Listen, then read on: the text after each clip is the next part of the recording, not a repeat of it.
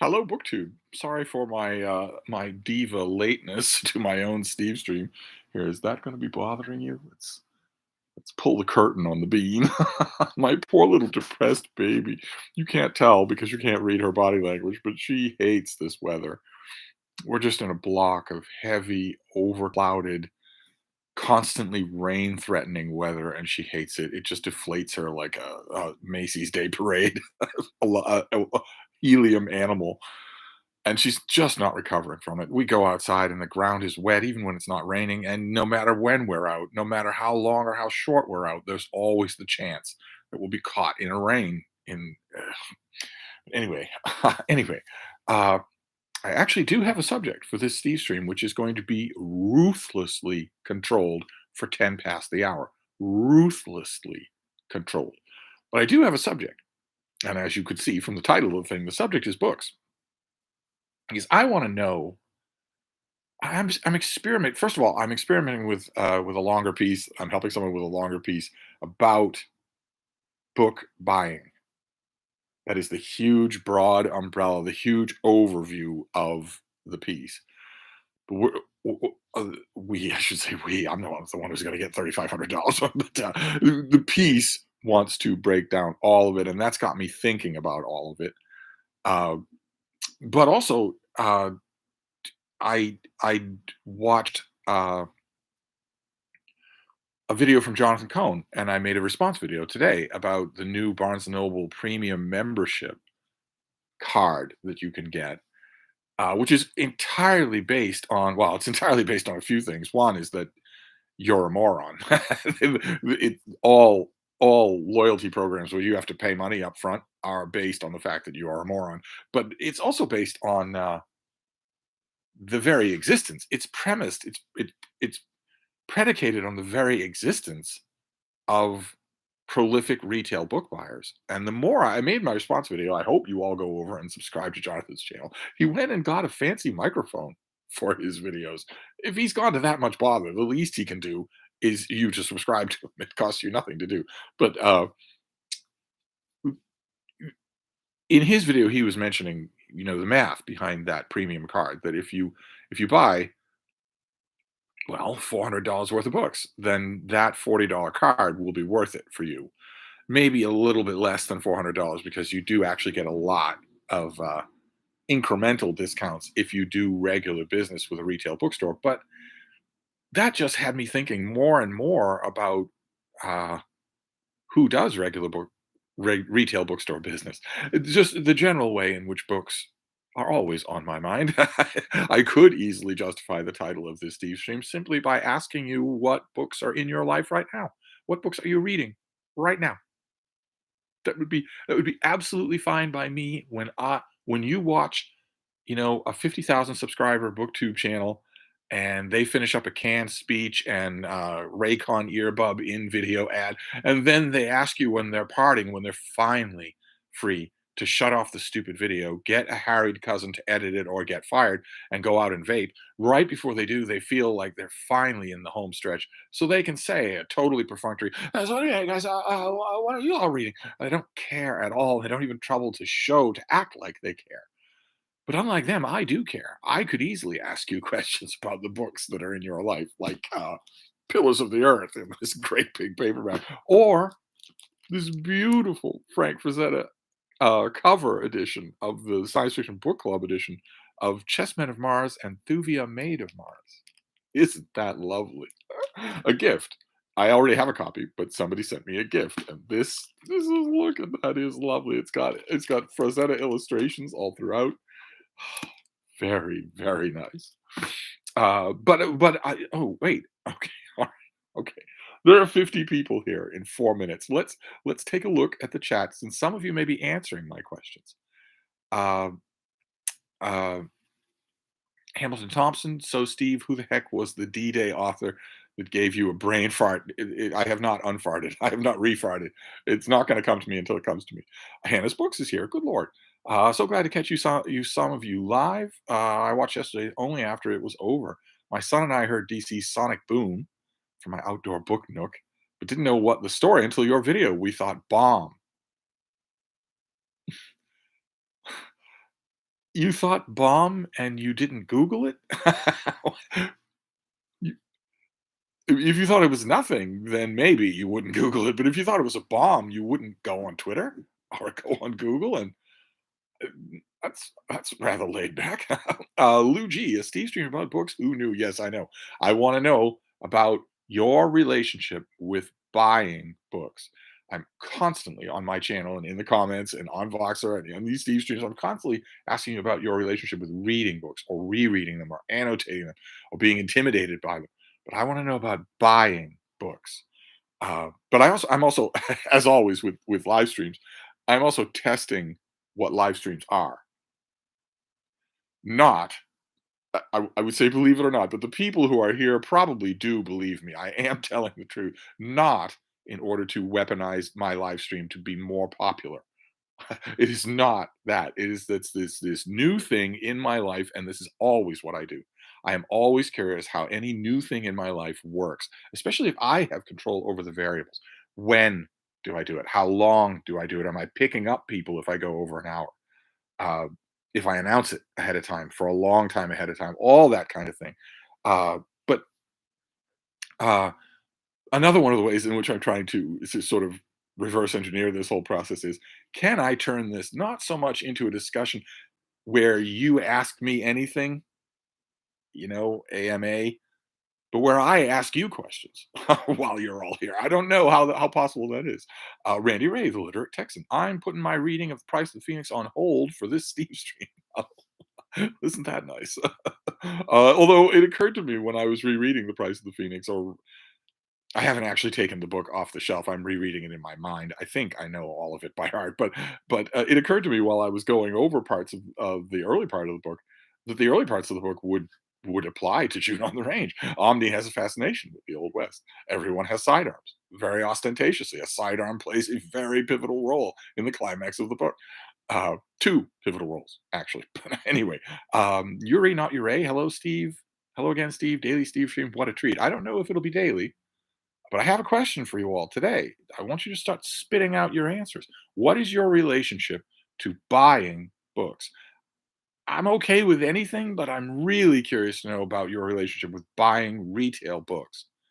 Do you ever do it in a brick and mortar store? Or do you default to Amazon? The rest of BookTube get very sanctimonious about it, but on this Steve stream, you're in a little safe space, and you can admit if you do business with Amazon, especially since you know that I'm a fan of Amazon. So you're perfectly free to do that. But I want to know, uh, fit to be read, reread More Than Human Sturgeon. Okay, are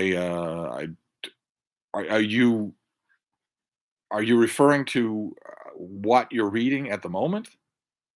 Is that what that's in reference to? Hi, baby.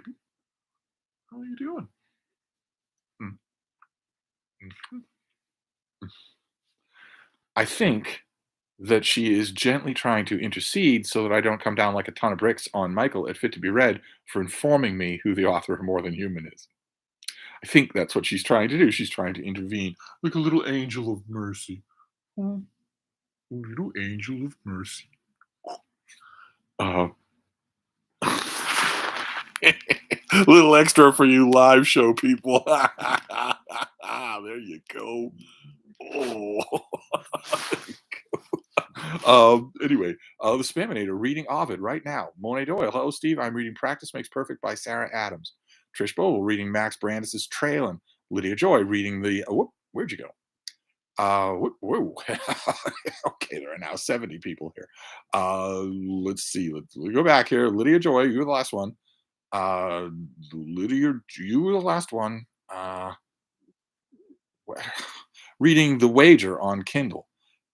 Teresa is reading Lonesome Dove. Lou G is currently reading The Count of Monte Cristo for the first time and rereading Bring Up the Bodies. Brian Bird is reading two books: A Brief History of Seven Killings by Marlon James. You're doing that for the chat. You're not informing me who wrote the book. That's permissible. And The Song of Susanna, the sixth book in the Dark Tower by Stephen King. Second time reading The Tower, and I love it. Rena's reading says Planta Sapiens is my current read. Aaron read a book, is currently reading The Way to the Stars by Una McCormick. A Room for Epsilon. I'm reading Client-Centered Therapy in hopes of convincing people to be nice to each other. Good luck with that. Sterling Reed, so excited for Ken Follett's new book. Can't believe he's continuing the Kingsbridge series. Well, why wouldn't he? It clearly fascinates him. And thanks to Pillars of the Earth, he no longer has a bottom line. So he can just write what he wants. He can just write what he wants. Uh, Leo Percara, who was the historian? As I mentioned, when it comes to this sort of thing, it will come when it comes. There's no way that I can figure it out. I looked at my shelves, but all I when I look at the main wall of history here in this room, the only thing I think about is not go find a particular author. It's that I'm contemplating a large move. My books about books, my collections of reviews and essays, that section that I use so religiously has grown drastically overgrown and needs I need to move things around here in a major way. I almost drafted Micah into doing it, but I wasn't sure how I wanted to do it. Once I know how I want to do it, it will involve a huge amount of moving books. So here's hoping it coincides with a visit by Micah or David Murphy or somebody with a pair of shoulders. Uh, Randy Ray is back. I'm also 20% of the way into Lonesome Dove, and it's great so far. Where are you up to? What particular thing are you up to? I'm wondering. Have they made their move yet? Have they even crossed the border to pick up a Remuda, or are you still in Lonesome? I have no idea what 20% means. Are they? Has Jake Spoon shown up yet? Where you are? Nick Piccirilli. I just finished Walter Isaacson's Da Vinci biography and the Art of Fielding. Fit to be read. Didn't hear the boom. Yeah, I thought about you, and that's weird that you didn't hear it. Uh, Sydney Sommer, I'm reading The Writer's Retreat, a thriller. Lydia Joy, I wish I could loan out ebooks that I purchase. Yeah, yeah. After all this time, people are paying for these things without even that basic freedom. Siva Bronstein, I don't know that name. Hello from Oakland, California. I finally made it to a live stream after a few months of watching your backlog of videos. You'd need more than a few months, I would think. You must be picking and choosing. The book I loved most recently is George Saunders' Swim in the Pond in the Rain. Harrison Wreck, Our Father's Fields by James Kibble. All right, well, this is all what you're reading, but I want to know there's a question on the table of what you're buying. What is your relationship with buying books? Hannah's Books is back. We Googled, but there was nothing. Twitter confirmed that everyone in the area heard, but no explanation. Then life. Well, see, that's the difference. I don't have one. So, except for this tiny little thing right here, I don't have one. So, uh, let's see here. Gola Muad'Dib, happy Monday. Happy reading. Randy Ray is back. I like to buy my books from my local used bookstores, but I also order stuff from Amazon when I can't get to used bookstores. I didn't get to my local Barnes& and Noble as often as I used to. Okay, so when is the last time that you walked into a retail bookstore and paid retail prices for a new book? What has it been years? For all of you, has it been years since you did that? I'd be willing to bet that Randy's combination here of some form of secondhand book, whether it's your library book sale or a charity shop or a used bookstore, and Amazon. I'd be willing to bet that that combination applies to almost 90% of all readers in the world. And I want to know. I want to know if I'm right. The Spaminator, I buy maybe 3 or 4 new books a year, and most of the time they're not new releases. I almost never buy new releases, especially nonfiction. Not interested. I almost exclusively buy used. Okay, you're not interested in spending the money. You are interested in the subject matters. So it can be that you will go into a new bookstore, see a nonfiction release on a subject that you really are interested in, and not get that book right then and there. Jack, it's Amazon mostly when they have a much better selection than Barnes& and Noble. Yeah. Brian Bird, I love my local B&N. Its selection of fantasy and sci-fi has expanded, not shrunk, unlike my local Books A Million. B&N also cares about careful and packaging their online. Uh, Careful organization, I'm assuming, is the word that's missing there. Tracy Gruggett, reading The Confessions of Augustine, The Diving Bell and Butterfly by Bowby, To the River's End by Johnstone, and a book of poetry. Beth Hendy, just starting The Celebrants by Rowley. Love The Guncle. Finished How High We Go in the Dark. That one was 5 stars. Brian Bird, online shipments. Sorry. Okay, shipments. Astrid Guzman, New Arabian Nights by Stevenson. A little bit behind on Rogers Club, are you? You're on to who is it? Zane Grey this month. Sydney Sommer, it's so difficult to find used bookstores anymore. My city has one small one. That's it. Yeah. Yeah, where it used to be 3 or 4. tucked away in little corners, basements, second floor apartments in almost every large city, almost every city over 20,000 people. Now they're extremely rare, extremely rare. I was very happy that my own used bookstore, that the Prattle, really put on a show for Micah while he was here. It was We went in the afternoon, so it was full of customers, but also they did buy. They had boxes of books being trundled in. And that was nice to see.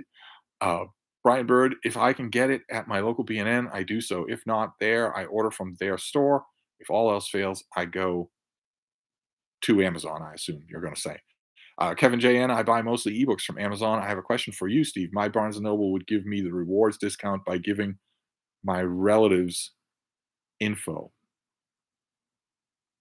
Is that unusual? Oh no, your card can be shared. Well, I don't know about the new one. I've never even seen the new premium club, but your Barnes& and Noble membership could be shared. Absolutely.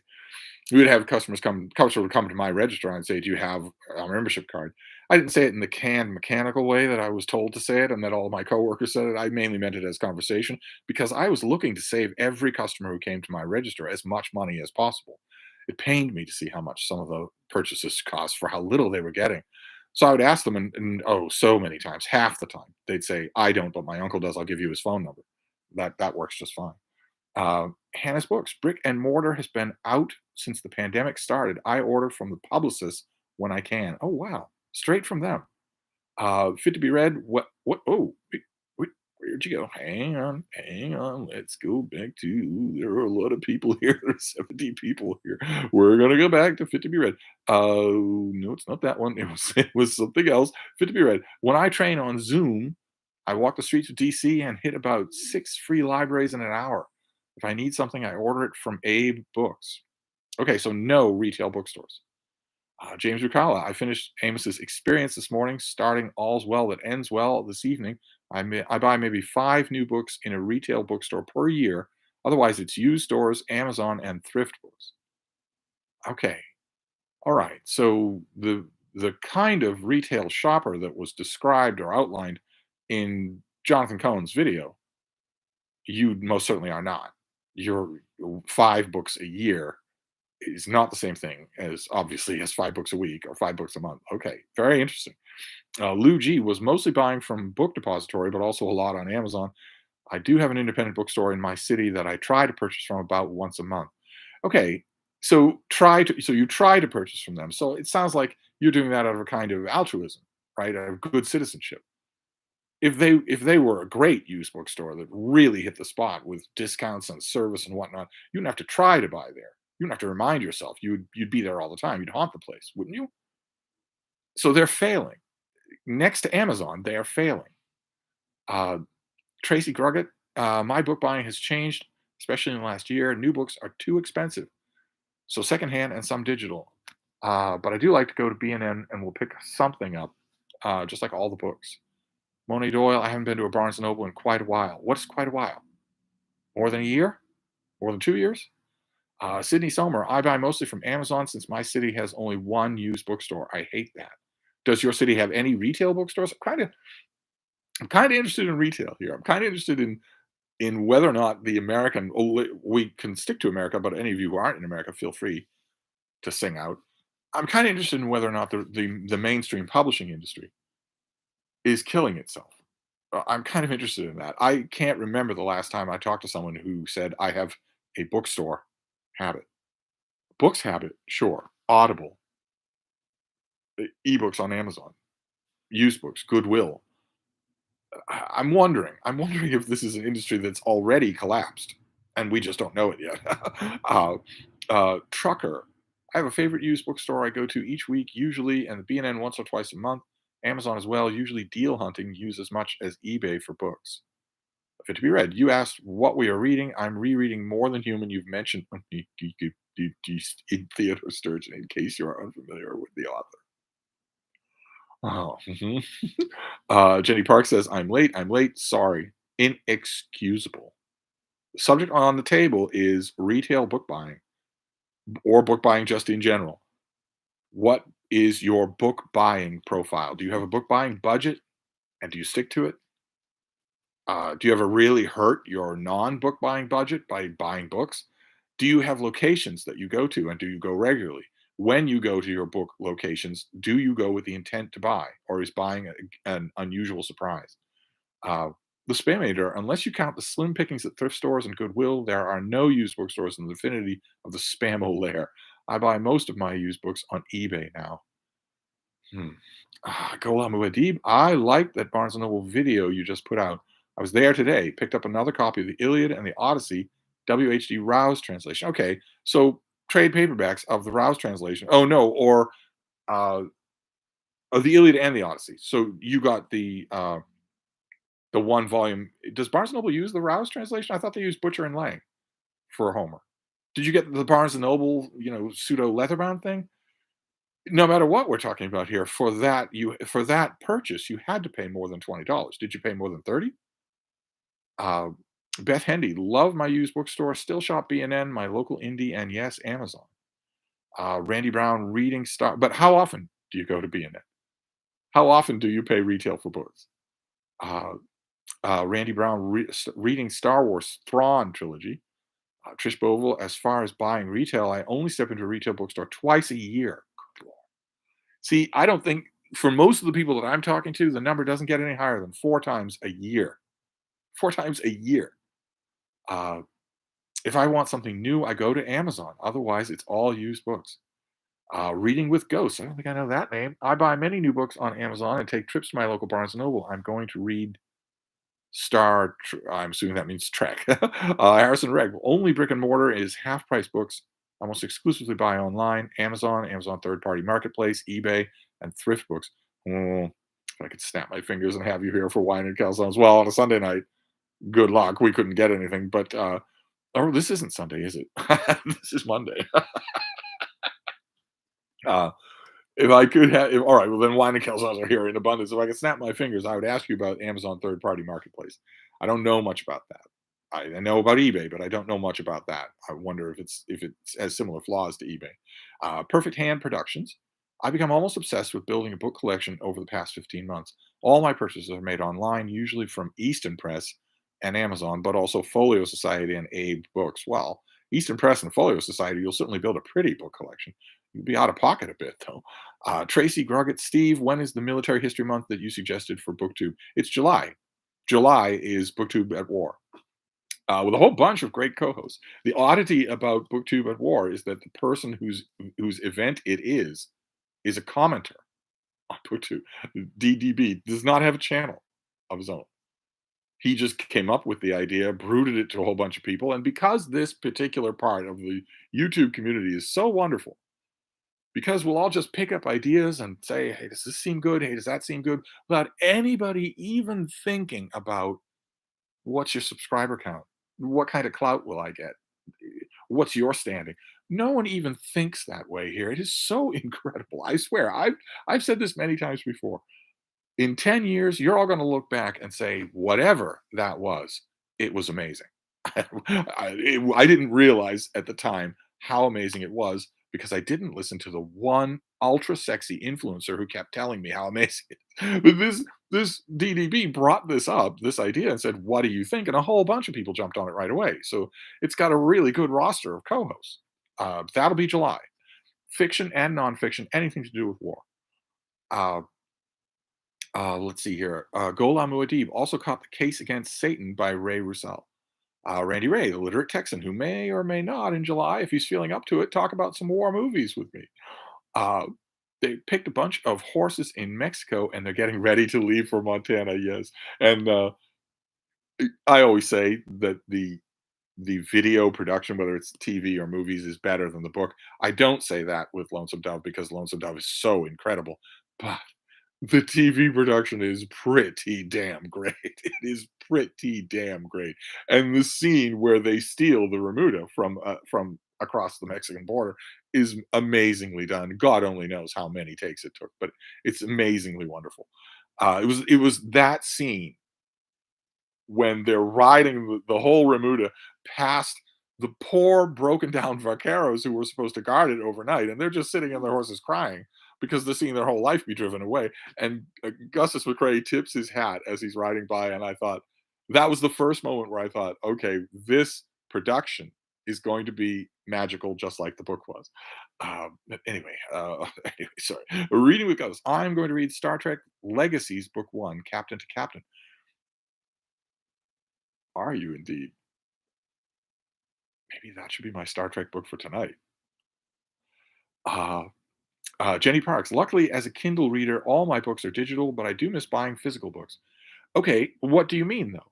When did you stop buying physical books?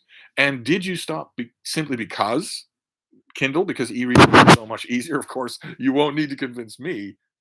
E-reading is infinitely easier. It's infinitely better. It's infinitely superior in every way. But did you stop because it was easier, or did you stop because buying print and paper books was harder or more expensive, less convenient? Uh, Laverne Hodge, I have to buy online. The only brick and mortar BAM Books a Million, that's Books a Million, uh, is there no customer service and the book selection is slim. Wow, well that's bad. The BAM right near Mark Richardson up in Vermont is really good. Um, the Spaminator on Lonesome Dove, read it last year for June on the range. Instant favorite. I never thought I'd be so disturbed by a guy named Blue Duck. Yeah, yeah. You're not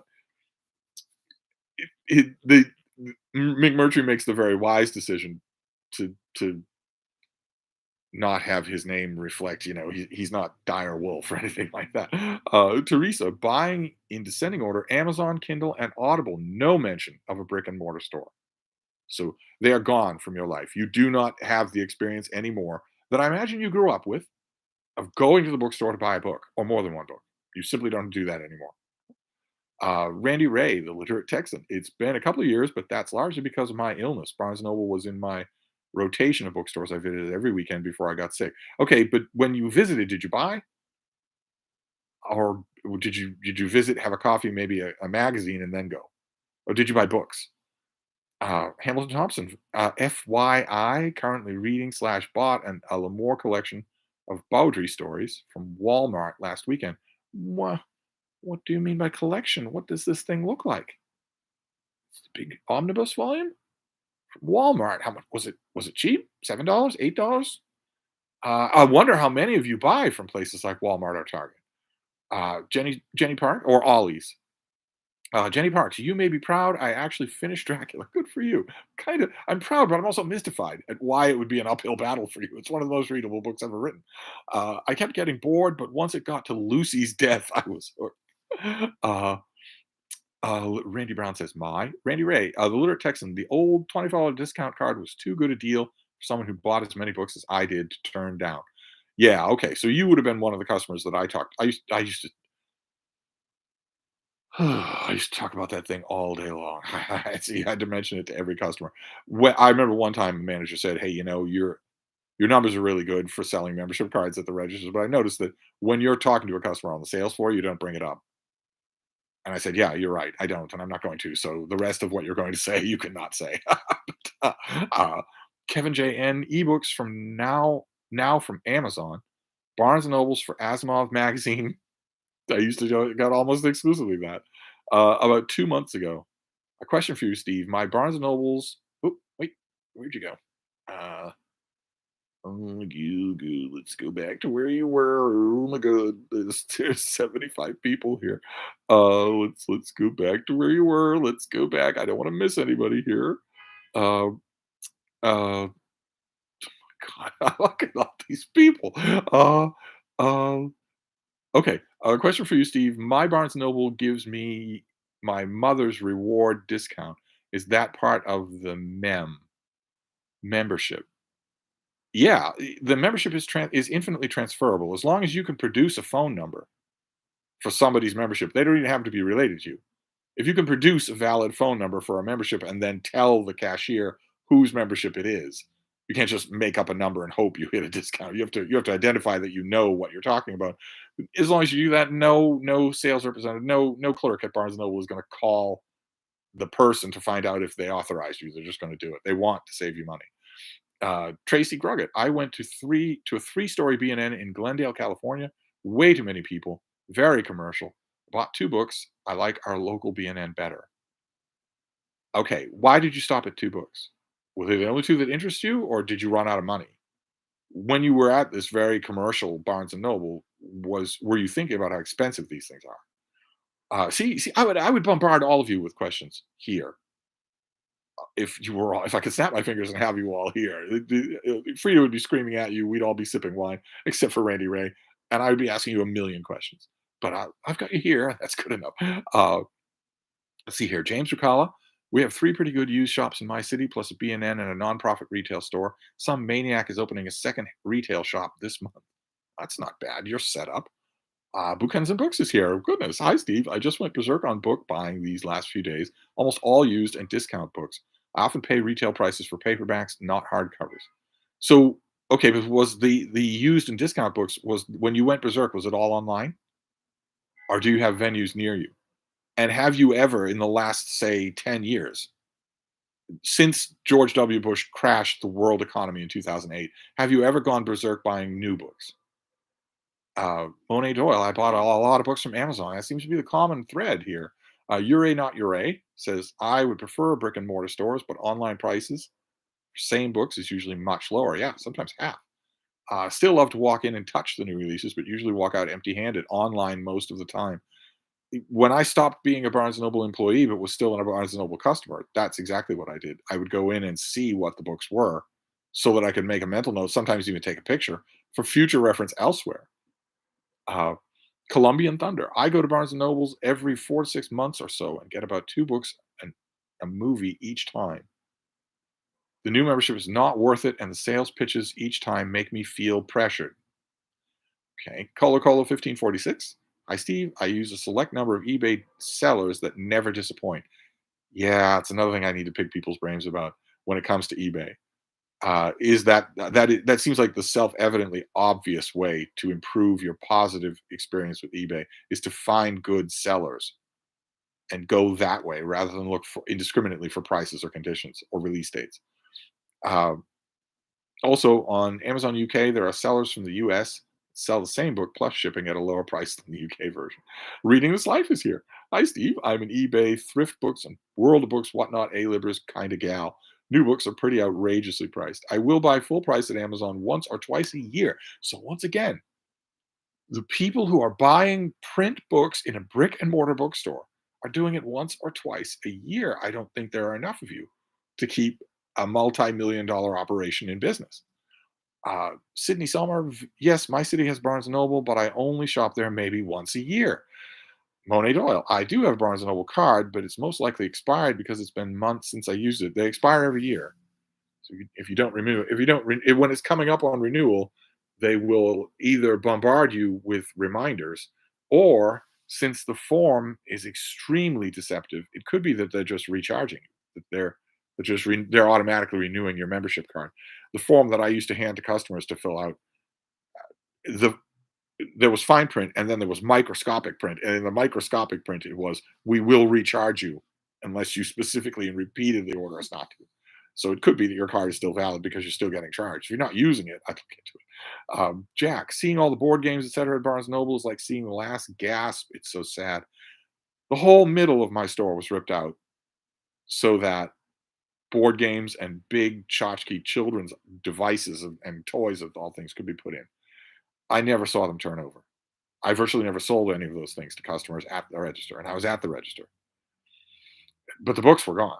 Uh, the Spaminator. I tried very hard to support the now closed used bookstore in my area. Spent hundreds, maybe hundreds, there since early childhood. If a new used bookstore opened, I would be an instant patron. J. Scott Phillips is here. I've got one last Barnes& and Noble near me in Santa Ana, California, across the street from our major mall. When it first opened, there was a Barnes& and Noble in the mall and the one right across the street. Do you go there though? Do you shop there? And if so, is it the typical frequency that's coming up in this chat of once or twice a year? Malcolm St. John, I have a budget that I follow most of the time. We've had a renaissance of used bookstores here. In theory, I can order new books through them as well, but I tend to buy them online. Yeah, most used bookstores do. They don't often brood it about, but most of them can get you a new book if you want. Um, Jenny Parks, the last time I was in Waterstones was when I bought Vicious for a friend a few years ago. Years since you bought a retail book, paper and paste book in a brick and mortar store. Amazing. Amazing. That seems to be almost a trend here, and I'm dealing with very bookish people in this chat. That has got to be the death knell for retail book selling. It has to be.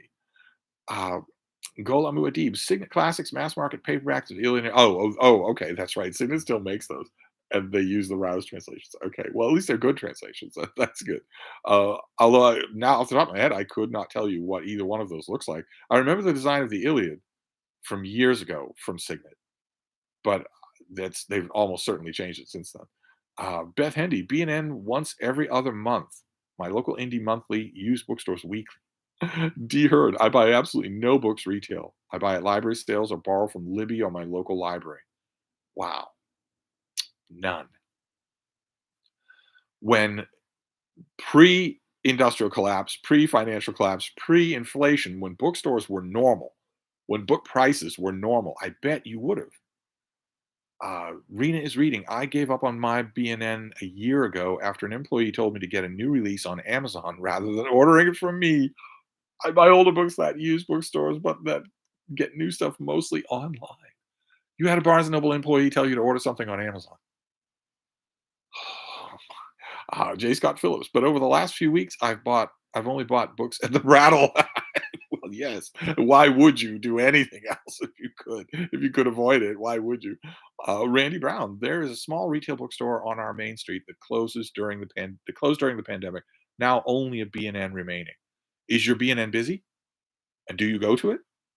Uh, the Spaminator, I just don't see the appeal in new releases. Identity politics has affected everything. If I wanted that, I wouldn't read. I would stay on social media. Well, not quite everything, right? I know what you mean.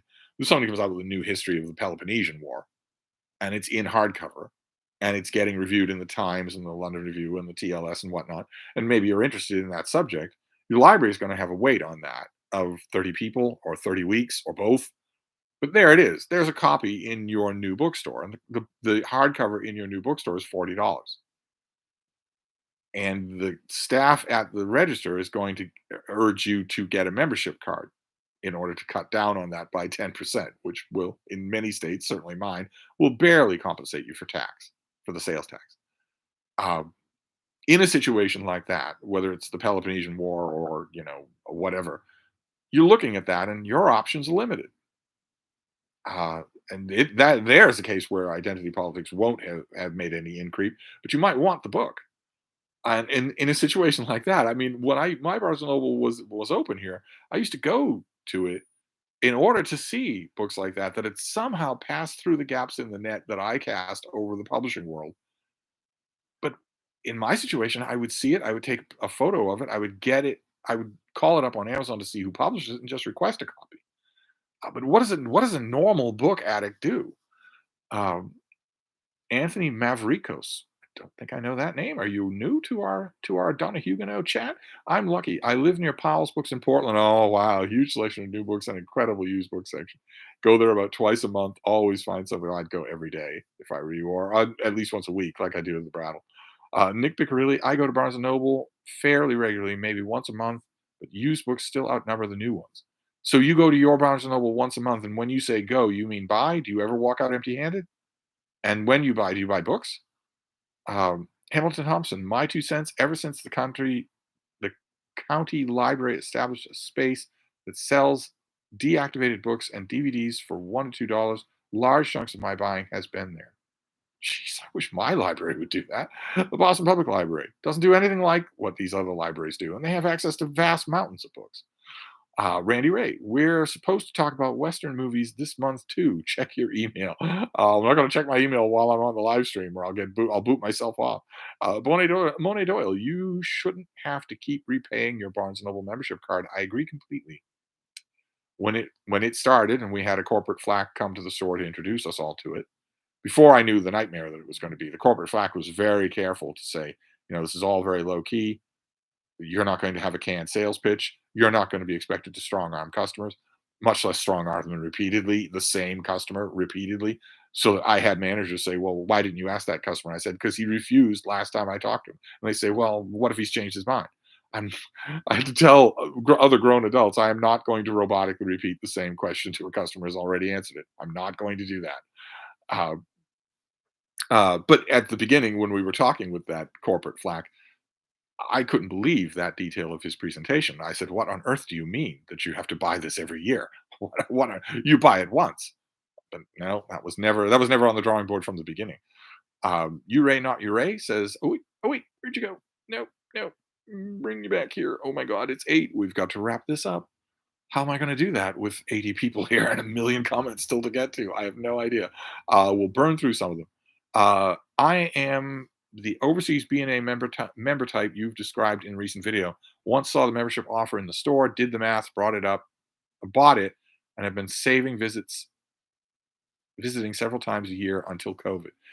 Yeah, I when those customers used to come from Amsterdam or Abu Dhabi or whatever, buying a huge amount on a Monday, they're here for a week, they're gonna keep coming back, they're gonna get all sorts of things they can't get at home. I would tell them, this particular purchase is $125. And you might look at that and just instinctively do the math wrong and say, well, that means the card doesn't make any sense to me, but you're gonna be back 3 or 4 times. So it does make sense for you. And keep in mind, you can keep saving. You can save online. So a lot of them did take that, but I did it as a conversation, not as a canned sales pitch. But anyway, Jenny Parks, Kindle was far more convenient, so just gave up on physical, except those annoying books that aren't on Kindle at all. Wow, wow. Notice another a trend that's coming out here. I mean, I've got diehard readers here. That is, there have been many filters here, right? There have been many filters. You'd have to be a pretty strong reader to find the booktube section of YouTube. You'd have to be an even stronger reader to put up with my droning and find and like this channel, and then to find and be on a live stream.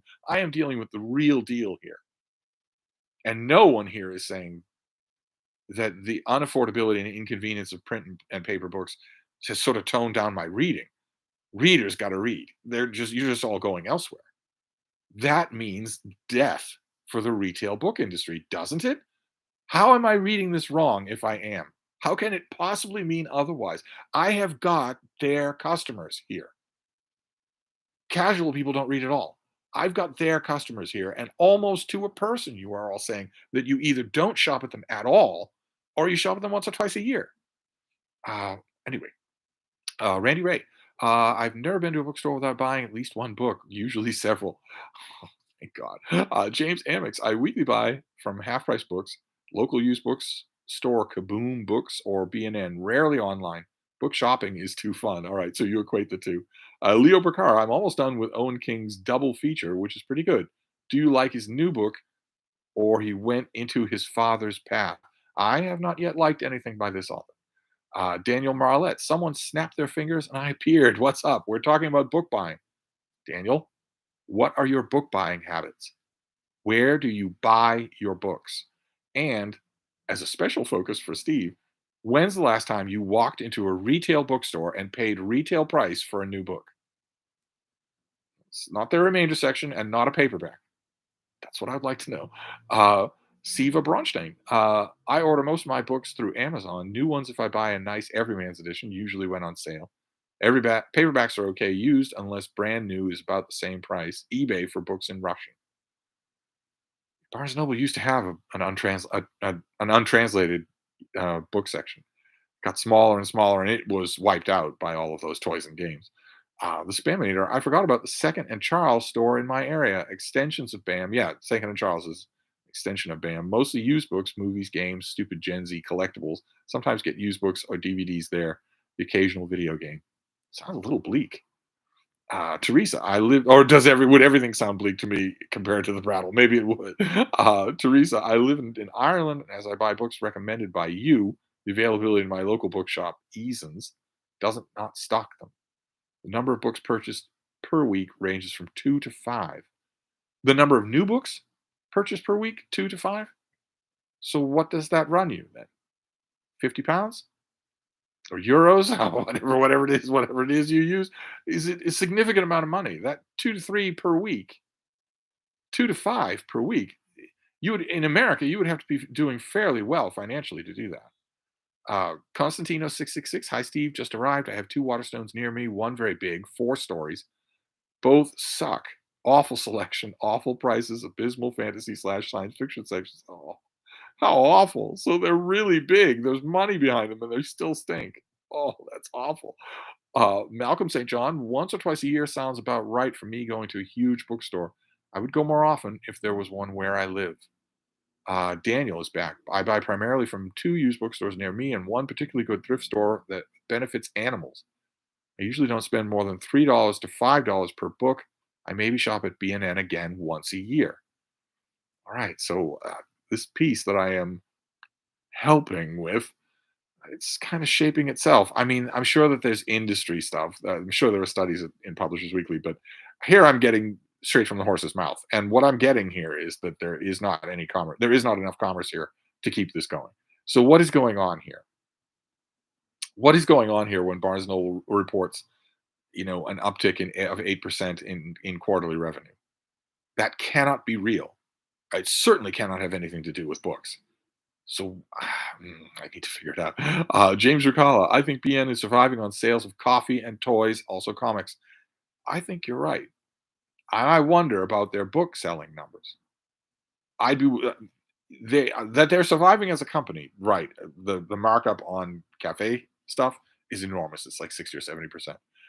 Uh, but I wonder what their book numbers are. And I seem to remember a year ago or two, they reported on their book numbers and reported that they were good. And I'm thinking that has to be a lie.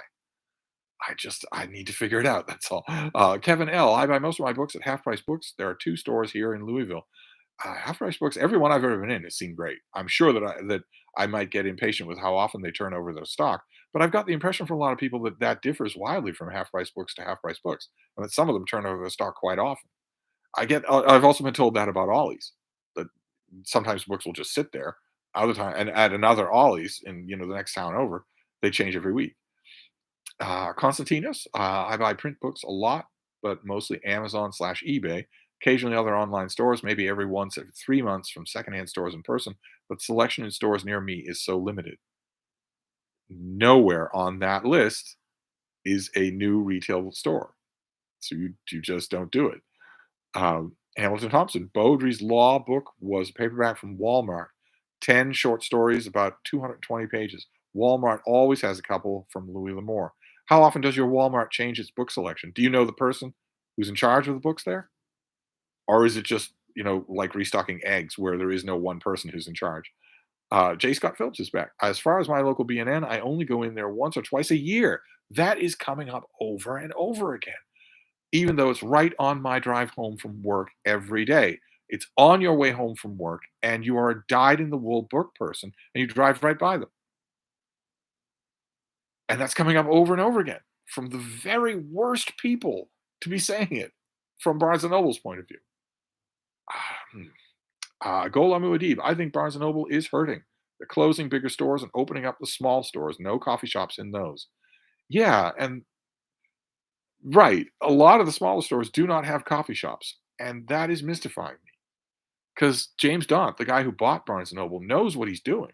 He's an astute uh, owner of bookstore chains. There's no way that at some board meeting someone could have pitched him a pie in the sky idealized idea about going back to selling books to a huge audience. He has to have access to the kinds of aggregate reactions that I'm getting tonight myself, which is that if you return Barnes and Noble to merely selling books, you'll go out of business in about a day. He has to know this. So I don't understand it.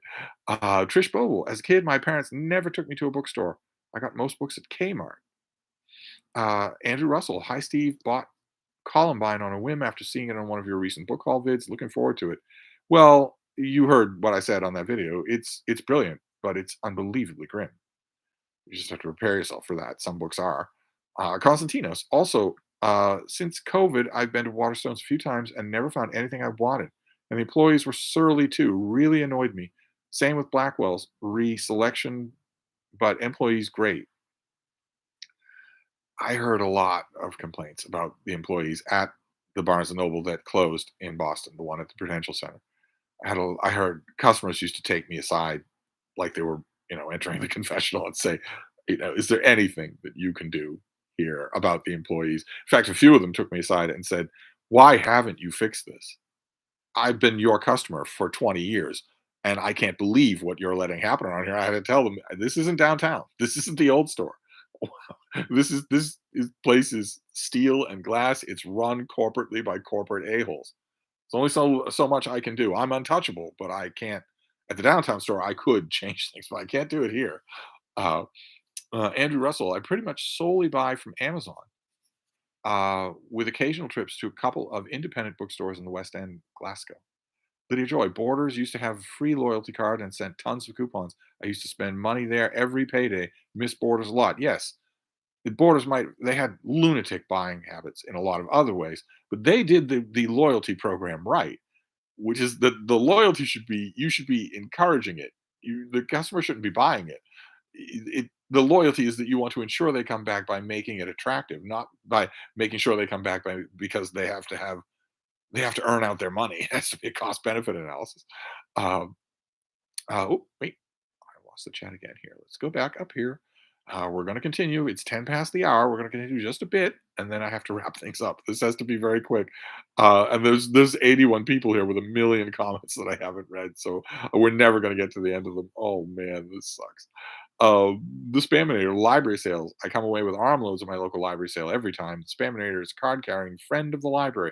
I may be wicked, but I'm not an uncultured savage. Colombian Thunder. Borders is dearly missed, but granted, I was a child when I went there, so may not remember everything perfectly. Michael Lombardo. B&N employees told me she could special order a book for me, but in quiet voice, she told me if I asked nicely, this guy Steve on YouTube would probably send it to me with free shipping. Ah, that's disarmingly true. This whole pile that has accumulated over there. Granted, a large chunk of the pile is going to Micah because he loaded up with books, and you can't bring that on a plane. So, uh, Andrew Russell, I have a pre-prepared TBR list. If I don't see the books on it, I don't buy. My, that's a lot of self-control.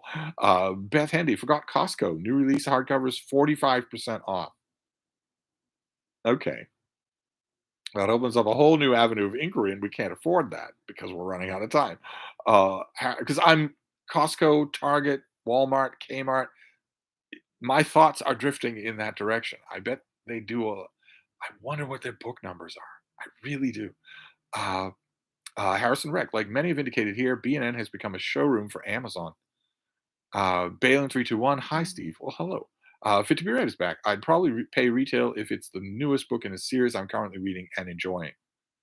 Uh, yeah, I might too. I was tempted to do that with The Expanse.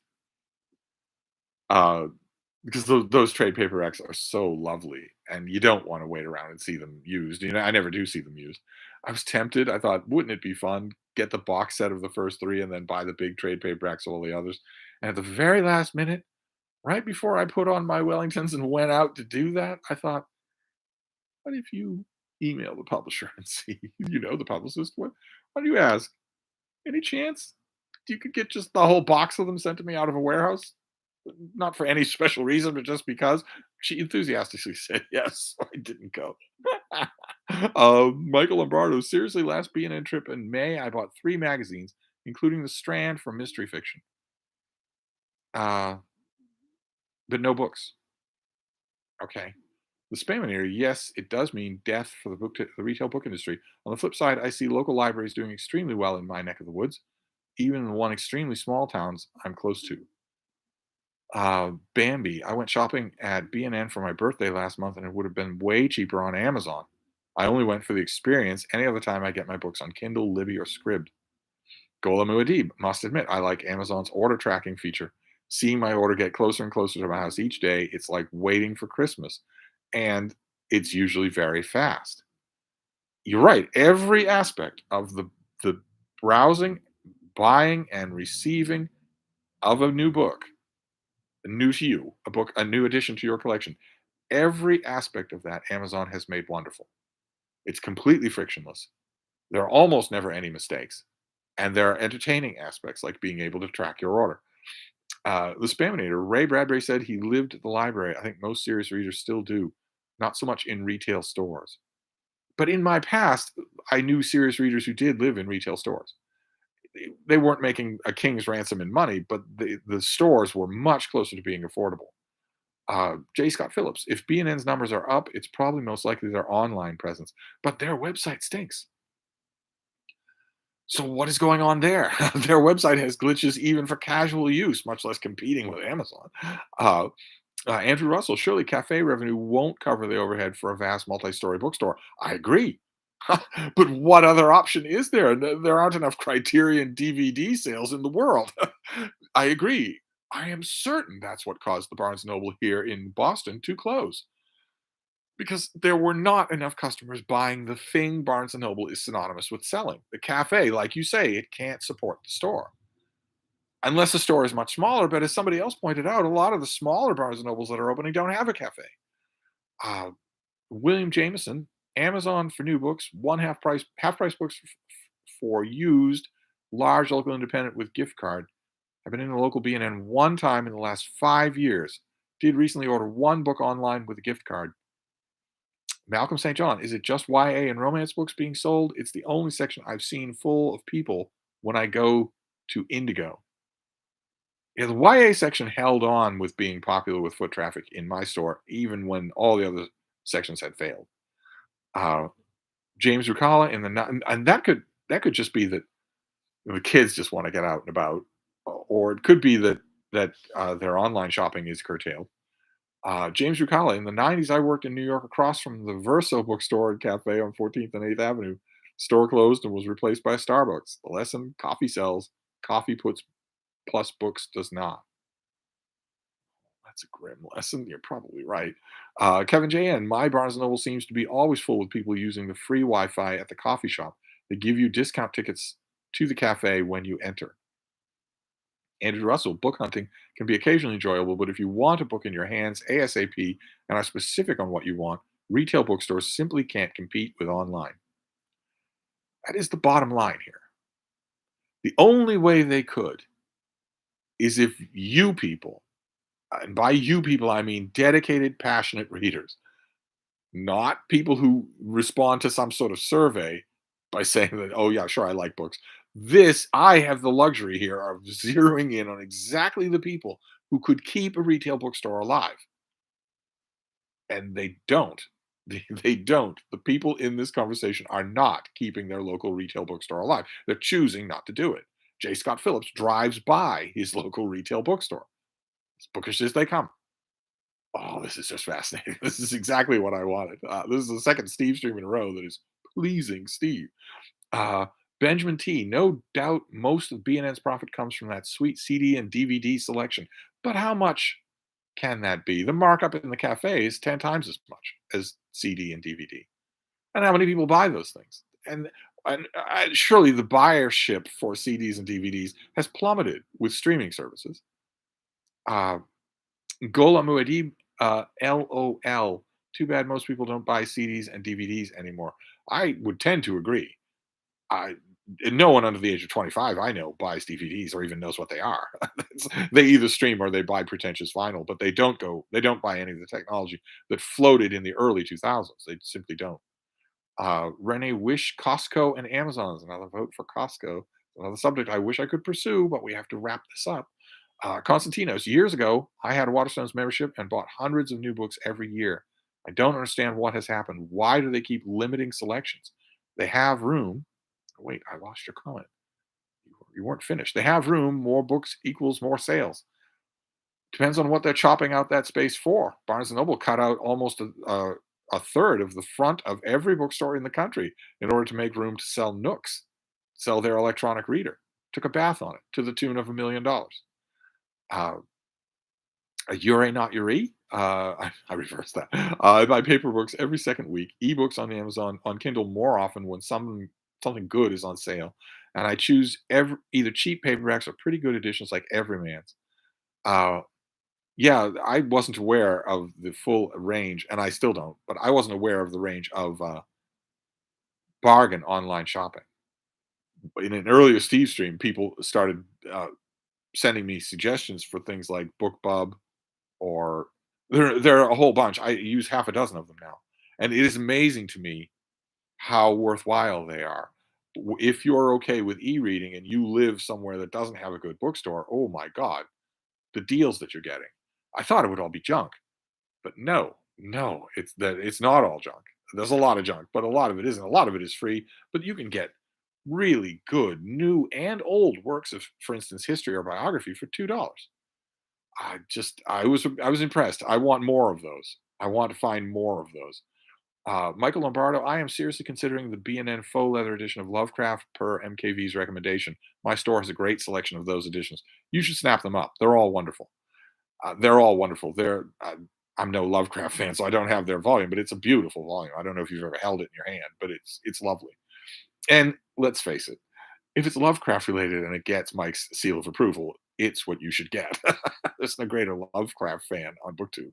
Uh, Antigaya, the Barnes& and Noble nearby in San Jose is always usually busy. Okay, but how? It's usually busy, but are people buying books? That's kind of the focus here of my questions was books. And I'd be willing to bet not. From what I'm hearing here, I'd be willing to bet that the last thing on earth they're buying is books. Spaminator, case in point. I wanted a complete one volume M.R. James Ghost Stories. Okay.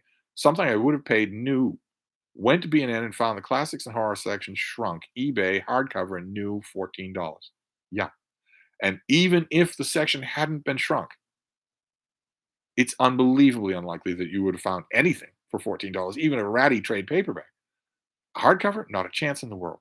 And that's not even talking about what would have happened, the hilarity that would have ensued if you had gone to the information desk to ask for it. They wouldn't have had any idea what you were talking about.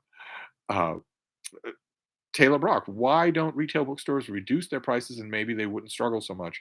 Could the heads not be book readers and so not care if they are asking too much? Well, eons ago, at the dawn of Barnes and Noble, when there were three stores in New York and only one outside of New York, in Boston, uh, the company started contemplating the whole idea, the concept of a superstore, which was not just the size of the store; it was a new attitude towards buying, marketing, selling, and we sent an emissary from our store to New York to go to the meeting there for what superstores would be like, and he came back horrified, just white as a sheet, horrified, and said that he actually heard someone in Barnes and Noble corporate, this was would have been 30 years ago, say, "We found that we don't actually need book people." That was the beginning of the end. James Ricala, ain't no CDs at BN anymore. Well, I didn't think so. But I thought maybe there was a regional variation. Michael Lombardo, let's just put in an order for some calzones, Steve. No, we can't because we're wrapping things up. We have to end this. This has been fascinating. We're going to have a part two. That's all there is to it because I'm not going to get to all these comments. Um, Ravens fan 1961. The Barnes and Noble in Pikesville, Maryland is still the best. Constantinos, I have a solution. Bring back cheap paperbacks. It's pointless going to a retail bookstore with less than £20 for just one book, not hardcover. £20, a $20 bill in America. That is absolutely right. It's useless to go for a book, magazines maybe, but it's useless to go for even one book with less than $20. Uh, and that won't be a hardcover. You're right. And even the Barnes and Noble sale, those leather bound reprint volumes are now more than $20. Fizzle Beef. I have a great thrift store nearby that sells books at 25 and 50 cents and supports Humane Society. I always find great stuff there. Just got The Last Samurai and American Midnight. Fantastic. Blue Laser Eye, I don't think anyone is hoping for 8 tracks to come back. Antigaya, that being said, I prefer going to my local bookstore most of the time unless they don't have the book I want. Michael K. Vaughan is here. We just called. We just took your name in vain in connection with your beloved H.P. Lovecraft. Uh, my BNN seems on the brink of death. It's usually virtually empty. You are ignored by the staff until you get to the counter and are begged to get a card for 25 bucks or more. That's the impression that I get, that it's not only obviously from this chat, my initial suspicion is confirmed that there is simply aren't people buying books at Barnes and Noble. And I firmly believe that if the book sale goes out from under Barnes and Noble, the company fails, regardless of what they're doing in the cafe or with DVDs or toys or whatnot. And the impression I'm getting here is that a few people are commenting are mentioning that their Barnes and Noble seems bustling, but the experience seems moribund. Um, Jack, Amazon secondhand is pretty good. Yeah, I need to ask questions about that, but not in this Steve stream. But I go other places for online secondhand, and I always feel incredibly guilty because I've got the prattle, so I shouldn't ever buy a used book secondhand. But I don't know anything about Amazon's market. I really should explore it. Uh, Blue Laser Eye and Barnes& and Noble is all the way across town for me. Spaminator is mentioning that Michael is here. Street Medic, late again. Yes, we're wrapping things up. Very sorry, Street Medic, but we will do this again, perhaps tomorrow. William Jameson, Steve Stream, eating into my reading time because we're wrapping things up. So don't worry about it. I'm just not going to get to the end of these comments. That's all there is to it. Jenny Park says that the stream is eating into her sleep time. Street Medic, Mr. James is the best. Oh, Spaminator, where did you go? Where did you go? Wait a second, Michael. What were you doing at a BNN? Yuri Not Yure says, I have a shiny new bookstore just the nearest underground station, and I go there to collect my online orders. The store is always empty, and it hurts. Then I look at the retail prices and run away. So, Street Medic, we have two BNNs. Yes, but do you use them? Do you ever bought a book in them? View from the bar is here. Wow, I've got I'm hitting all the hits here. Attended a Julia Glass lecture where she said, if you're an aspiring writer, you need to observe the business as much as the craft. Buy one hardcover in store per month. I've done it monthly for a decade. Well, this wouldn't be the first time that Julia Glass is full of grade A premium quality sheep dip. There's no such thing as you supporting an industry. You should buy books that you want. You should buy books just to increase some sort of intangible that's what she's proposing. There is nothing other than religious service. I'll pay into an invisible bank because someday I'll pay out. And, that's nonsense. I'm hoping that when you buy one hardcover copy in a store per month, monthly for a decade, I'm hoping it's a book you want. I'm assuming that it is. Street Medic, but I prefer Gardner's used books. Okay. Gola Muad'Dib, 99% of my reading is on my Kindle. It's portable. It's portable. I can make the text larger. I only have a small collection of actual books. Jenny Parks, when I was a kid, I could wander around the bookstore all day. These days, I barely glance as I walk past. Sad times. View from the bar, agreed. If the $8.99 mass market came back, I'd buy 5 a month of books you like. You wouldn't be buying 5 a month hoping that somewhere down the line someone's going to buy your mass market paperback. That's the wrong way to look at this. But the 8.99 mass market, crazy that it's never coming back. It's just insane that we're going to live to see a time when a mass market paperback like this thing is $20. That is just insane. And that is what I'm talking about. That's the impression that I went into this Steve stream with, and that it's more and more confirming that this is actually a dead industry that just doesn't know it's dead. Uh, it doesn't have any customers. If this Steve stream if the comments here are any example, it doesn't have any customers or not enough to support it. And it doesn't have any appeal, is I guess maybe even more important. The Spaminator, last year I was in the same BNN and asked for the Grossman translation of Don Quixote. The saleswoman looked at me like I'd asked her to peel her skin off. Yeah, they don't know anything at all. Those of us from the downtown Boston store, when we all moved over like Brown's cows, we all trooped over to the store at the Prue. That was the thing that astonished us the most. Uh, we, we, we got over there and we thought, okay, well, everybody here, they seem really unhappy. The employees here seem really unhappy. But in addition to that, with one or two exceptions, they don't know anything. They just don't know anything at all. And they're terrible with customers. We had some of our employees from the downtown store were terrible with customers. And when they got over there, they looked like they were award winners with customers because of how bad everybody there was. Uh, Constantinos, oh my God, asking a retail bookstore employee a question about a book. You only make that mistake once. Years ago, I was looking for God Emperor of Dune, for God's sake. They told me it was out of print. Yeah, well, once upon a time, you could wander into the big, rambly old Barnes& and Noble in downtown Boston and get me and Deb. And we did know about books. So you would have been happy to talk to us. Andrew Russell, paperbacks new in the UK are usually only 8 to 10 pounds. Only. Street Medic, yes, I always buy books when I'm there. I can't do the read what you own challenge, but I read as much of them as I can. Constantine is responding to Andrew Russell. Alan Bash, I don't think I know that name, bought Ben Jonson a Life recently. P.S. Your recommendation of the Essays of Montaigne was your number one all-time recommendation. Uh, Ravens fan 1961. Kindle new releases are very overpriced. It takes very little to produce them, and you don't own the download. Yeah, no, that's a whole nother subject. Is the deficiencies of online buying. But I was trying to concentrate. 95 people. I was trying to concentrate on.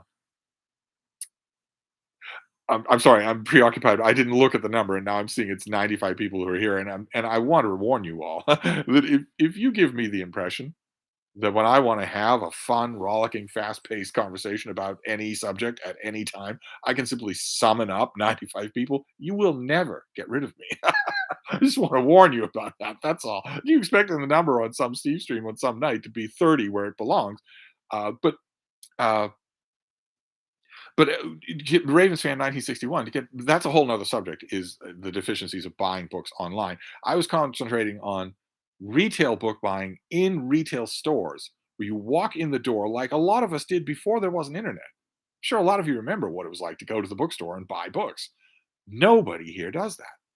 Well, I've had I think one example in an hour and 100 comments. Nobody does that anymore. That means the retail bookstore industry is dead. So, the question becomes, why don't the industry numbers reflect that? And also, how is the industry limping along? If no one's buying books, then where are they getting their money? But anyway, let's see here. Laverne Hodge. Last time I was in Books a Million, looking for a Lincoln book, the clerk said, "Do you mean Abraham Lincoln?" Soggy Bottom Comics. Don't think I've heard that name before. Finally caught a stream live. Just want to say thanks for making videos. Last year I was in the hospital having heart surgery, and would just watch your videos to make my day. Thank you for sharing. Well, isn't that nice? That's very nice of you. Uh, Lou G. Yes, I remember when Kindle was new and all ebooks were 9.99. Yeah, or less than that. Yeah. Once upon a time, it was an absolutely no-brainer. If you wanted a new book, you spent $3 on the ebook. Uh, Street Medics is answering Andrew Russell. Jenny Parks, I try not to spend more than £5 on an ebook, or nothing. These things, these automatic electronic reminders that a lot of you recommended. I'm sure there are more. BookBub is the only name that I'm remembering, but I signed up for a lot of you emailed me things like that, Daily Barbarian, that sort of thing, that send you daily deals for ebooks. A lot of them free, a lot of them only a couple of dollars, and I signed up for all of them, and it's wonderful. It's been absolutely wonderful, and it's really opened my eyes to this as a way for people to get books who are okay with e-reading and have nowhere to get them live. Uh, let's see here. But we have to wrap this up. Well, let's just wrap this up. Jenny Parks, if printed books do go under, do you think that'll push ebook prices even higher? I don't know. I don't know. I didn't think the situation was as bad as I now do. I'm helping to write a piece on this subject, and I had a pretty dyspeptic view going in. But this is not a random sampling of the populace. That's the point I'm trying to make. This is not a random sampling of the populace. These are diehard readers. I've got J. Scott Phillips in here. I've got Jenny Parks. I've got Randy Ray. These are people saying I never go to my bookstore to buy books. That and one after another saying once a year, maybe twice a year. I sometimes go in, but I wince at the prices and just buy a magazine. An industry can't survive on that. Not when the core customers are repeatedly saying this. So it's therefore my contention that the industry is not surviving. So what is really going on here? Anyway, Balin 321, the American Book Center in Amsterdam is my favorite English bookshop in the Netherlands. Wherever I go, I buy 10 to 15 books for a very good price. Wow. Okay. Street Medic, I agree. Print is dying, so I've made my peace with print on demand. Blue Laser Ryan, it seems that the single product category stores are dying. Books, electronics, etc. Oh, so single product rather than the product itself. Oh, you're complicating the piece that was practically writing itself as I sat here. The Spaminator, the internet was pretty common in homes as a kid, Windows XP days, but we were poor. Lives at the library and used bookstores. My mom would buy me a used book every so often. Well, I'm talking. A lot of my memories are before the internet, when you had to go to a bookstore to buy a book, uh, and it wasn't brutal the way it is. Yuri says, "Steve, is this sampling as scientific as Freud's?" Referring to a recent video. Well, I don't believe in scientific sampling, but this is all that I don't. This is all that I really need, because this is not a random sampling. These are, you people are the people who Barnes and Noble needs to have as regular customers to stay in business. And you are not doing business at Barnes and Noble, not at all. A bare trickle, which means Barnes and Noble can't stay in business. I think that's just mathematical. But anyway, Lydia Joy, maybe B. Dalton and Walden books were the right size after all. Oh my God, you would certainly make my Deb's heart all warm by saying so. She certainly believes so. Uh, uh, let's see here. Uh, Aaron says, "Good evening. What are we talking about?" We're talking about wrapping things up. We are wrapping things up. This is fascinating, but this cannot go on. This was always going to be a short Steve stream. But we were talking about retail books. What is your book buying life? What is the book buying profile? When is the last time you walked into a retail bookstore and bought a new hardcover there, as opposed to taking its picture and then going to buy it on Amazon? Jenny Parks, you're not old enough to predate the internet. I agree. I meant my great grandfather. Raven, 1961. Bookstores died with the death of the shopping mall. Connor, it seems like the only reason people ever go to bookstores is to find a partner, predominantly the book talk crowd. Yes. Yeah, they're big on that, aren't they? I wouldn't want to be in the same room with one of them. Street Medic, I grew up in a home with a dedicated library room, and I carry on that tradition. Good for you. Uh, Balin321 is responding to Connor. Gola Muad'Dib, when I went in the small Barnes and Noble, I was thinking Walden books. Walden books, B. Daltons, the little Lariats. Yeah, maybe they were the right size after all. That's a very good comment to make. Maybe they were the right ones after all. Paul Roslindale, I'm 100% library, BPL to be exact. Auntie Gaia, it's been years since I visited Powell's in Portland. I was like a kid in a candy store there. They are the best. An earlier comment actually has them nearby. The Spaminator, I misspoke. My mom would buy me a new book once in a while. She showered me with used books from thrift stores. Aaron, my last hardcover bought at B&N was, wait for it, Justin Cronin's The Ferryman. Justin Cronin, Howard 84. Take it back. Return it. Return it and buy a Barnes& and Noble leatherbound edition of something. Or if it's too late to return it, take the dust jacket off it, because you don't want the chemicals that are involved, and use the pages serially in the bathroom. Uh, but anyway, we have to wrap this up. I'm going to read a few more comments, and then I have to go. Jenny Park says, even dedicated book talk tables don't seem to be helping. The stores have flailed with stuff like that, and it hasn't worked. Jeffrey Clark, I haven't walked into a bookstore since 2010 after buying my first Kindle. Wow. Connor, sometimes I sit in a B&N with Colleen Hoover book just waiting for people to flock to me. Hasn't worked out yet. Aw, keep trying, slugger. Alan Bash, I've never read an ebook, ever. The tactile feel of the book, of a real book, is unbeatable. Ebooks are real books. Michael Lombardo, B&N has a last chance area now picked up the 2021 Philip Roth bio in hardcover for $10. Blue Laser Ryan, I last bought a hardcover at B&N in 2017, $30. I felt like I got punched in the gut. That's not how you want to feel when you go to a bookstore. Aaron, last time I returned a book to B&N, I got a lecture from the manager. See? All of this is just awful. It's like I mentioned with Jonathan Cohn's video. What, apart from the money, everyone is describing their Barnes and Noble as a horrible experience. I don't know how this thing is still in business. I don't. Paul Rosendale, the last book purchase I made was at the Brattle. Good for you. I was contemplating going there this week. We've got pop-up showers all week long, and I live for the outdoor lot, so wouldn't want to get all the way there and have them covered. Michael, although we've never met there yet, I should point out, and that is technically against a Boston zoning law.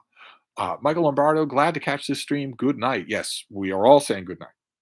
We are all saying good night. It's time to wrap this up. This was wonderful. Never lower than 90 people with almost no warning. Just an old guy with smallpox scars from 1872. You can count on this happening again. If you people are going to show up to give me a great conversation, this has been fantastic. If you're going to show up to give me a great conversation regularly, and everybody here, all these great regular comments, plus booktube royalty popping in and out, if that's going to happen on a regular basis, you're never going to get rid of me. Anyway, we'll read a few more comments and then we're done. Uh, the Spaminator. I'll admit B&N leather-bound stuff is reasonably priced for what they are. Agreed. But you can get them online, and you can get a lot of them on eBay for half the price of what they are in the bookstore. Still wrapped in plastic, so you know they're perfect. Street Medic. I'll try to catch you tomorrow, but I'll be on duty then too. Blow it off. I'm more important than saving lives. Medium John Silver. A couple of weeks ago, I drove to B&N and bought Hemingway 3 volumes of manga and Avengers. Steed and Peel, not Captain America DVDs. Lou G, this was possibly my favorite Steve stream ever. It has been immensely interesting for me. You people never let me down. Never. Whether it was last night when I needed emotional support or whether it was tonight when I needed to pick your brains. I just I'm not a real streamer, dude. I don't have the big headphones sitting over my head that aren't plugged into anything. They're just to make me look like Tim Pool. I don't call you chat. I don't make idiotic pronouncements any more than usual. This is wonderful. Absolutely wonderful. Uh, let's Alan Bash, your Daily Penguin series is highly addictive, but is cutting into my practice of Rachmaninoff concerto. Good lord. Uh, Balin 321 at my local bookshop, the coffee bar is by far the most profitable part. Friend worked there expecting to be a bookseller who became a barista instead. Deb and I always used to comment on that when we were leaving our Barnes and Noble, we commented very wryly on the fact that if we reapplied, we wouldn't get hired because we don't want to work as baristas. We want to work as booksellers. There is no such job anymore. Um, Vernon Hill, I think I heard you say you had history in Clovis. Do you remember the Upstart Crow bookstore in Manchester Center? I couldn't say what you're talking about. Paul Rosendale, stop at the Brattle, followed by coffee at Cafe Nero. It's a perfect morning. Spaminator, I think modern consumers have just accepted that bad customer service is the norm now. They almost don't seem to realize what good customer service is. Almost not at all. The idea, the things that we used to do at the old store in downtown Boston, they were beyond the pale, even when we got to the Prudential Center, just across the same town. The employees and the managers there had no idea what we were even talking about, none at all. Where I would say, "Oh yeah, this is a regular customer of mine, so she's going to call in her order over the phone. I'll just bring it to her. She's feeling poorly, so no, we don't have to ship it. I'll bring it over to her house." Our new coworkers were befuddled by stuff like that. Oh, what? Like you're not even speaking English. Anyway, Ravens fan 1961. Have a good evening. Good, thank you. People are starting to realize that we must wrap this up. Golem Muad'Dib, super fun stream. Yes, we should do this again. Let's do it tomorrow. Blue Laser Ryan, isn't it bonded leather though? I don't think it is. I don't think it is.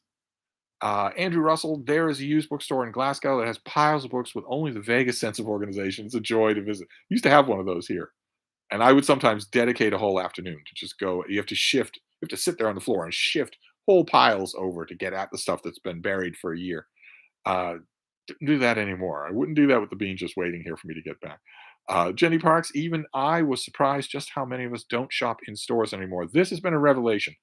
These are the people to talk to. These are not the people on some telephone survey saying, "Yeah, I love books," that don't ever read. These are the people who actually do read and who will go out of their way to do it and who will spend too much money to do it. And they aren't going to bookstores.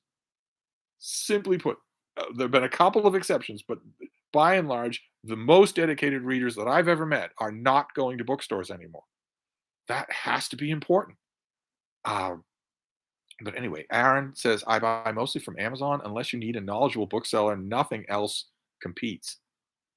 Well, you've got a knowledgeable bookseller, don't you? So you can always ask me and then go to Amazon. Renee Wish, thanks, Steve, for an enjoyable evening. Well, thank you. Street Medic, what time tomorrow? Well, come on. If I knew what time tomorrow right now, I'd be a streamer, dude.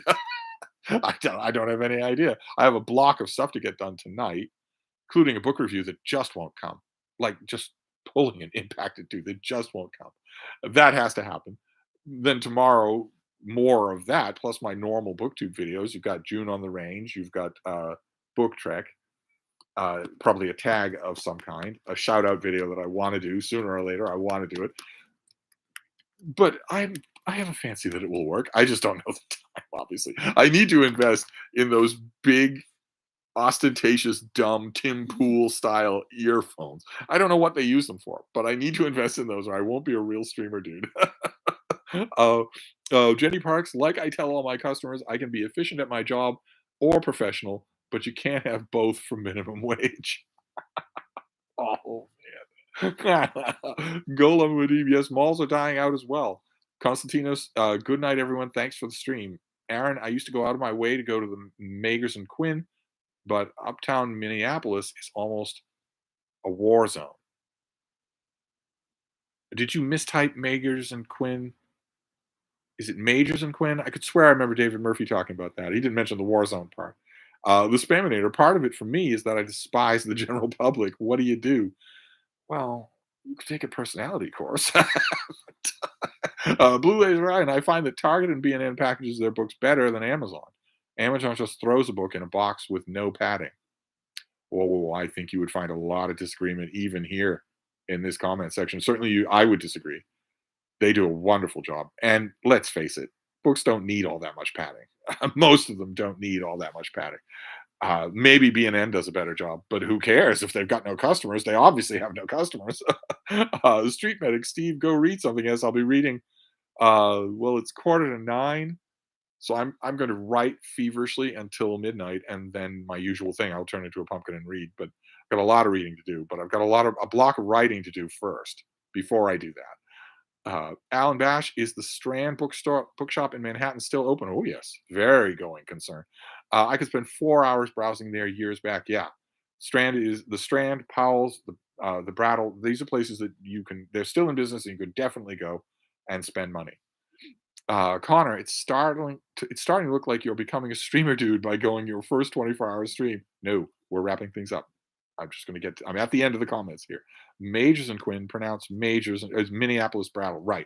David Murphy has talked about it, how he really likes it. He didn't mention the war zone part. That's alarming. Don't risk your life doing any of this stuff. But anyway, I'm at the end of the comments, and I have learned a lot. Maybe we should do a part 2 on this subject because this is fascinating. I am learning a lot. It seems weird to stop a Steve stream when there are 100 people here, but nevertheless, I have to. I'm very sorry, but I have to. So we will meet again. We will all meet again. How wonderful this is! Just wonderful. God, which is when I think that the BookTube experience can't get any better. 100 people who are willing to listen to anything I want to rant about. It's like crack cocaine. Anyway, I'm going to wrap this up for now. Thank you all for the info. In addition to your company, thank you all for the info. This is fascinating, alarming, but fascinating. So, and I'm talking to just the right people. I have more questions, so we will maybe the part 2 won't be tomorrow, but we're definitely going to continue this. So I'm going to wrap this up for now, though, chat. But I'll be back. Thank you all so much. How wonderful.